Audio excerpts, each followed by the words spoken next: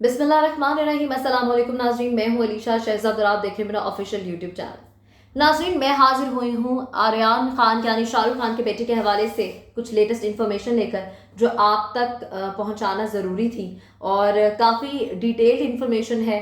और इस सारे मामले में सिर्फ शाहरुख खान के बेटे को प्रोमिनेंट करने का क्या मकसद है और इस सबके पीछे भारत का क्या हाथ है, कि तमाम डिटेल्स मैं आपसे शेयर करने जा रही हूँ। तो मेरे यूट्यूब चैनल को सब्सक्राइब करें, लाइक करें, शेयर करें, बेल का आइकन प्रेस कर दो और इस वीडियो को पूरा देखिएगा। आप पूरी डिटेल समझ जाएंगे इस केस के एंड से पहले ही। हुआ कुछ यूं कि एक ड्रग रेव क्रूज पार्टी होती है जो कि मुंबई में मुनक्किद की जाती है एक बहुत नामवर कंपनी की जानिब से, जो कि इस तरह के इवेंट्स ऑर्गेनाइज करते हैं। अब मैं आपको बताती हूँ, जो आपने वीडियो भी देखी होगी क्रूज की, फुल माहौल है, पार्टी चल रही है जनाब। वहाँ ड्रग्स, मनशियात, कौन सा नशा वहाँ पे अवेलेबल नहीं होगा या नहीं था। और ना सिर्फ स्टार किड्स थे, यानी कि जैसे सेलिब्रिटीज के बच्चे थे, बड़े बड़े बिजनेसमैन के बच्चे, बहुत बड़े बड़े नामवर लोग खुद भी शामिल थे, उनके बच्चे भी शामिल थे। लेकिन हाईलाइट सिर्फ आर्यन खान हो गया, यानी कि शाहरुख खान का बेटा, वो सिर्फ हाईलाइट हुआ। इस हवाले से आपने अभी अपडेट्स जो देखी होंगी, उसमें वीडियो में भी जो आपने वीडियो देखी है क्रूज की, उसमें कुछ यूं है कि क्रूज की वीडियो चल रही है, लेकिन उसके साथ और भी बहुत सारे बोट्स हैं इर्द गिर्द, जो कि उन पे भी पार्टीज ही चल रही होंगी या कोई काम चल रहा होगा। लेकिन जो माहौल मुझे इस वीडियो में दिखाई दिया है वो यही दिखाई दिया कि बाकी जो क्रूज थे उन पर भी कुछ ना कुछ सीन ऑन ही था। अच्छा जी, सिर्फ इसी पार्टी पे रेड होती है, और जब इस पार्टी पे रेड होती है नारकोटिक्स कंट्रोल ब्यूरो की, तो जब ये बातें सबसे पहले गर्दिश करना शुरू करती हैं स्टार किड्स के बच्चे हैं। स्टार किड्स के बाद नाम आ जाता है सिर्फ और सिर्फ आर्यन खान का। जबकि जो हम फुटेजेस देख रहे हैं, जो वीडियोस आपने भी देखी होंगी, जब उनको पेशी पे लाया जा रहा है, जब उनके टेस्ट के लिए, मेडिकल टेस्ट के लिए उनको ले जाया जा रहा है, तो आर्यन के साथ दो और लड़के और एक लड़की होपफुली साथ है। लड़की तो कंफर्म साथ है, एक लड़का और है जो आर्यन के साथ गाड़ी में बैठ रहा है एंटी नारकोटिक्स वालों की। उसके बाद होता क्या है कि आर्यन खान का नाम सामने आ जाता है। इस सबसे डिटेल उठाने से पहले, पर्दा उठाने से पहले, मैं आपको बताना चाहूंगी कि हिंदुस्तान के एक रिलीजियस पर्सनालिटी ने कुछ वक्त पहले ही हिंदुस्तान के जो लीडर्स हैं, जो लोग हैं, उनको धमकाना शुरू कर दिया था और उनको ये कहा था कि आप लोग यहाँ से माइनॉरिटीज़ को निकालें और यहाँ सिर्फ हिंदू महाराष्ट्र बनाया जाए, यानी कि सिर्फ हिंदू वहाँ पे रहें, कोई माइनॉरिटी नहीं होनी चाहिए, ना मुसलमान, ना ईसाई, ना कोई और फिरका। और सबसे इंपॉर्टेंट बात, सबसे पहले क्रैकडाउन किया जा रहा है मुसलमानों के खिलाफ। असल जो स्ट्रैटेजी है वो यही है कि अब जो है वहां से मुसलमानों को उनकी जो इमेज है उनको डिस्ट्रॉय करने की कोशिश की जा रही है। और ये इमेज कैसे डिस्ट्रॉय की जा रही है मैं आपसे वो भी शेयर करूंगी। लेकिन सबसे पहले मैं आपको बता दूं कि इस वक्त शाहरुख खान जब ये मामला हुआ वो तब स्पेन में थे और वहाँ पे पठान की शूटिंग चल रही थी। शाहरुख खान की करियर की बात करें, रोमांटिक हीरो हैं, सुपर स्टार है, मेगा स्टार है। और इस तरह के स्टार के जब बच्चों की कोई चीज़ रूमर सामने आती तो आप समझ गए होंगे, स्कैंडल क्रिएट जब हो जाता है तो उसको क्रिएट ही इसलिए किया जाता है ताकि क्रेडिबिलिटी खराब की जा सके, करियर पे, क्रेडिबिलिटी पे लोगों के सवाल उठें और ये आए जी कि ये अपने बच्चों की क्या तरबियत कर रहे हैं, क्या परवरिश कर रहे हैं और इनको कैसे ब्रॉटअप कर रहे हैं। इस हवाले से शाहरुख खान ने 1977 को एक स्टेटमेंट भी दी थी। मैं आपको ये इसलिए कोट कर रही हूँ जिसमें उनका इंटरव्यू किया था, एक सिमी अग्रवाल हैं, उनकी जानिब से एक इंटरव्यू किया गया था 1977 में, जिसमें गौरी खान, उनकी बीवी जो है शाहरुख खान की, और सिमी गरेवाल वो भी उसमें मौजूद है, जिसमें वो उनसे, उनके बेटे के हवाले से उनसे क्वेश्चन करते हैं। 1977 सन की बात करी मैं आपसे, तो उसमें वो कहते हैं कि मैंने अपने बेटे को 3-4 साल का जब वो था, 2 या 3 से 4 साल की उम्र, मैंने उसको कहा था रन आफ्टर गर्ल्स, लड़कियों के पीछे भागो। मैं उसे कहूँगा ड्रग्स करो, स्मोक करो, do whatever you want to do. जो मैं नहीं कर सका मैं अपने बेटे को वो अलाउ करूँगा, डू दैट थिंग, स्मोक करो, ड्रग करो, लड़कियों के पीछे भागो, have sex, each and everything. जो मैं नहीं कर सका मैं अपने बच्चे को कराऊंगा, और मेरा बच्चा अगर अच्छा बच्चा साबित हुआ तो मैं उसको घर से बाहर निकाल दूंगा। ये इंटरव्यू आप देख सकते हैं, आप लिखेंगे जब सिमी ग्रेवाल और शाहरुख खान के हवाले से talking about Aryan his son, तो आपको ये तमाम तरह इंटरव्यू मिल जाएगा जिसमें वो ये भी कह रहे हैं कि अगर वो अच्छा बच्चा साबित हो कि मैं उसे घर से बाहर निकाल दूंगा और मुझे अपने को स्टार से अपने बेटे के खिलाफ कंप्लेंट्स चाहिए हैं इन अ जोकिंग वे, ठीक है। और ये बात उन्हें कह दी और आज कुछ ऐसा लग रहा है कि ये बात कहीं ना कहीं थोड़ी बहुत पूरी हो रही है।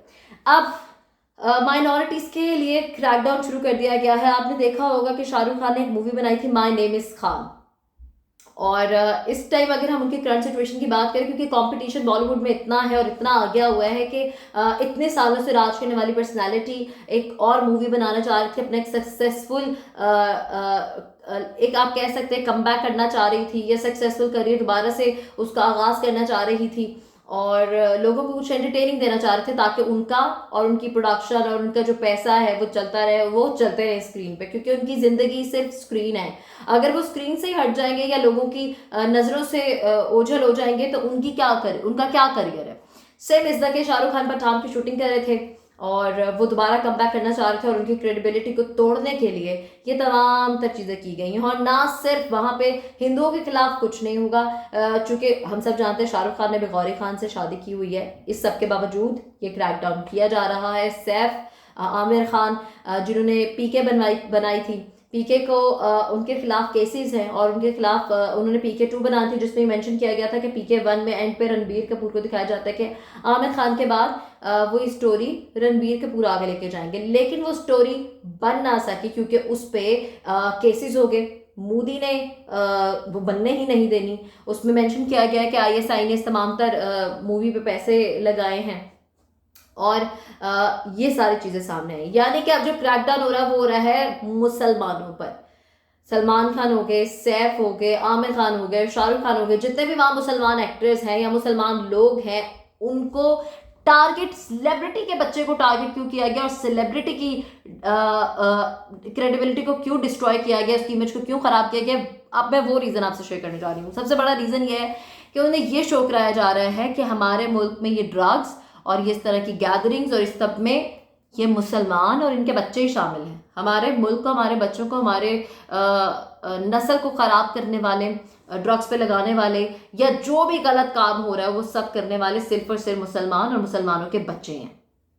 ये इमेज वहाँ पे पोर्ट्रे की जा रही है। रही बात ड्रग्स के हवाले से, क्योंकि ये पार्टीज, ये क्रूज पार्टीज हो जाए या नॉर्मल किसी की गैदरिंग पार्टीज हो जाए, करण जौहर के घर का गेट टुगेदर या पार्टी हो जाए, किसी भी आप सेलिब्रिटी की बात कर लें, वहाँ पे ये अल्कोहल, ये ड्रग्स, ये मनशियात, कोकेन, ये सारी चीज़ें बहुत आसानी से दस्तियाब होती हैं और बड़ा कैजुअल है उनके लिए एक दूसरे के साथ फिजिकल टर्म्स और चीज़ें ये सारी।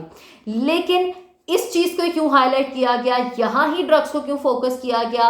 सुशांत का केस सामने आया था जिसमें दीपिका, बहुत से बड़े बड़े नाम सामने आए थे और उसको फिर जल्दी से बंद कर दिया गया क्योंकि उसके पीछे बहुत ज़्यादा ताकतें थी, वो ज़्यादा प्रोलॉन्ग ये लेके चले और अभी तक ये भी नहीं पता चला कि सुशांत का मर्डर हुआ कैसे, खुदकुशी हुई, किया क्या। खैर जिसका ताकत, जिसके पास पैसा, वहाँ पे उसी का दौर चलता है और उसी का राज है। एक और चीज़ मैं आपसे शेयर करने जा रही हूँ, ये क्रूज पार्टी, ये सब कुछ क्या पता किसी चीज़ से अटेंशन हटाने के लिए कोशिश की गई हो। मोदी साहब 25% जी उनके शेयर हैं अडानी ग्रुप कंपनीज के साथ, जो कि 3 अरब रुपए के ड्रग्स आ रहे थे और वो पकड़े जाते हैं, लेकिन वो खबर मीडिया पे आती ही नहीं है क्योंकि उसमें मोदी साहब 25% के शेयर्स रखते हैं और ये बात आप तक, मुझ तक नहीं पहुंच सकी और ये चीज़ें सामने नहीं आई हैं। और मैं अगर आपको ये बताती चलूँ अडानी ग्रुप की लाइफस्टाइल के बारे में, तो अडानी ग्रुप पिछले 1 साल से, चूँकि अब उनका राज चल रहा है ना एक लिहाज से, पिछले 1 साल से उनकी एक दिन की जो कमाई है ना वो आप सोच भी नहीं सकते, मतलब सोच है ही नहीं आपकी मेरी उतनी। अरबों खरबों पति हैं और डेली बेसिस पे ऐसे इतना ही कमाई जा रहे हैं। ये बात सामने नहीं आई क्योंकि इसमें उनकी सरकार यानी मोदी साहब इन्वॉल्व थे और ये बात सामने नहीं आई। लेकिन शाहरुख खान के बच्चे के हवाले से मैं अप्रिशिएट नहीं करती कि वो एक ड्रग क्रेव पार्टी पे था, क्रूज पे था और वहाँ डांस पार्टी हो रही थी और ये सब कुछ चीज़ें ऑल ओवर द वर्ल्ड हो रही हैं, होती हैं और हम किसी को रोक तो सकते नहीं है और ये उनका ट्रेडिशन है। मैं ये कहना चाह रही हूँ कि वहाँ ये ट्रेडिशन है, इन चीज़ों को कैजुअल लिया जाता है, लेकिन ऐसी चीज़ों में सबसे ज़्यादा हाईलाइट सिर्फ उसको किया गया ताकि शाहरुख खान का करियर और उसकी क्रेडिबिलिटी मजीद खराब की जा सके। ऑलरेडी वो एक सक्सेसफुल कमबैक करने की कोशिश कर रहे थे और अब इस तरह की चीज़ सामने आ जाना, आपने देखा होगा कि शाहरुख खान के घर मन्नत में सलमान खान ने भी जाके उनसे कहले हाल अहवाल पूछा है या जाके बातचीत हुई है, उनके घर मुलाकात की है उनसे जाके। ये सारी चीज़ें थी सामने। और उसके बाद मैं आपको ये भी बताती चलूँ, शाहरुख खान की कंपनी ने चाहे कुछ भी हो जाए, वहाँ से क्रैकडाउन तो शुरू हो गया और पहले टारगेट सेलिब्रिटीज़ को किया जा रहा है, ये पोर्ट्रे किया जा रहा है कि मुसलमान और उनके बच्चे और मुसलमान लोग पहले पाकिस्तान की इमेज को दिखाया जाता था दहशतगर्द, माय नेम इज़ खान बनाई, चूँकि उनके साथ एयरपोर्ट पे कुछ ऐसा वाक़या हुआ था शाहरुख खान के साथ, उन्होंने आके वापस आके वीडियो ये मूवी बनाई। चूँकि पाकिस्तानियों को जब हम इंटरनेशनली कहीं ट्रैवल कर रहे होते हैं तो बहुत ज़्यादा आप कह लें कि तजलील वाला जो है ना, उनका चेक एंड बैलेंस किया जाता है। और खैर उन्होंने मूवी बनाई, उससे भी कोई फ़ायदा नहीं हुआ। उसके बाद अब शाहरुख खान की कंपनी ने एक मूवी बनाई थी पार्ट ऑफ ब्लड, जिसमें बलूचिस्तान में दहशतगर्दी और पाकिस्तान की इमेज बहुत ज़्यादा ख़राब दिखाने की कोशिश की। इस सब के बावजूद ये क्रैकडाउन हुआ और उन सबसे पहले उन्हीं के बच्चे को टारगेट किया गया, तो कोई फ़ायदा नहीं हुआ उनको। पाकिस्तानी हो, मुसलमान हो या ईसाई हो, क्रैकडाउन भारत में शुरू हो चुका है और इसमें सिर्फ और सिर्फ ये कोशिश की जा रही है जो कि उनको उनके रिलीजियस जो भी पर्सनैलिटी है उनकी जानिब से धमकाया गया और कहा गया कि ये सिर्फ वही जो उनकी एक बात है कि वो बहुत बहुत बार पहले भी कह चुके हैं कि इनकी नेशनैलिटी मनसूख की जाए माइनॉरिटीज़ की, मुसलमानों की और ईसाइयों की और बाकी जितने भी माइनॉरिटीज़ में शामिल होते हैं जैसे सिख वगैरह भी हैं।